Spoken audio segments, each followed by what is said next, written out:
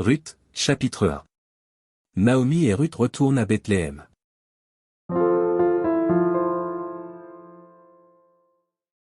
Du temps des juges, il y eut une famine dans le pays.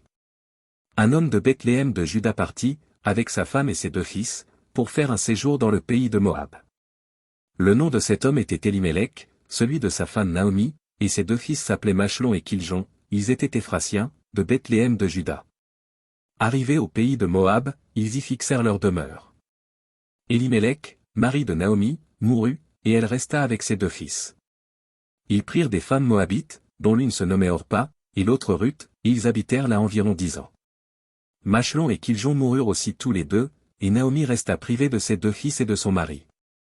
Puis elle se leva, elle et ses belles-filles, afin de quitter le pays de Moab, car elle apprit au pays de Moab que l'Éternel avait visité son peuple et lui avait donné du pain. Elle sortit du lieu qu'elle habitait, accompagnée de ses 2 belles-filles, et elle se mit en route pour retourner dans le pays de Juda. Naomi dit alors à ses 2 belles-filles, « Allez, retournez chacune à la maison de sa mère. Que l'Éternel use de bonté envers vous, comme vous l'avez fait envers ceux qui sont morts et envers moi. Que l'Éternel vous fasse trouver à chacune du repos dans la maison d'un mari. » Et elle les baisa. Elles élevèrent la voix, et pleurèrent. Et elles lui dirent, « Non, nous irons avec toi vers ton peuple. » Naomi dit, « Retournez, mes filles. Pourquoi viendriez-vous avec moi? Ai-je encore dans mon sein des filles qui puissent devenir vos maris? Retournez, mes filles, allez. Je suis trop vieille pour me remarier.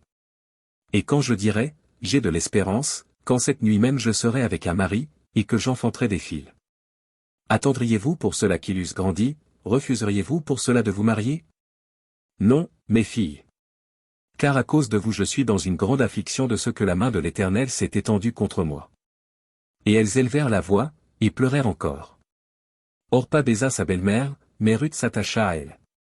Naomi dit à Ruth, « Voici, ta belle-sœur est retournée vers son peuple et vers ses dieux, retourne, comme ta belle-sœur. » Ruth répondit, « Ne me presse pas de te laisser, de retourner loin de toi. Où tu iras j'irai, où tu demeureras je demeurerai, ton peuple sera mon peuple, et ton Dieu sera mon Dieu. Où tu mourras je mourrai, et j'y serai enterré. Que l'Éternel me traite dans toute sa rigueur, si autre chose que la mort vient à me séparer de toi. » Naomi, la voyant décidée à aller avec elle, cessa ses instances. Elles firent ensemble le voyage jusqu'à leur arrivée à Bethléem. Et lorsqu'elles entrèrent dans Bethléem, toute la ville fut émue à cause d'elles, et les femmes disaient, « Est-ce la Naomi? » Elle leur dit, « Ne m'appelez pas Naomi, appelez-moi Mara, car le Tout-Puissant m'a rempli d'amertume. J'étais dans l'abondance à mon départ, et l'Éternel me ramène les mains vides. Pourquoi m'appelleriez-vous Naomi, après que l'Éternel s'est prononcé contre moi, et que le Tout-Puissant m'a affligé? » Ainsi revinrent du pays de Moab Naomi et sa belle-fille, Ruth la Moabite. Elles arrivèrent à Bethléem au commencement de la moisson des orges.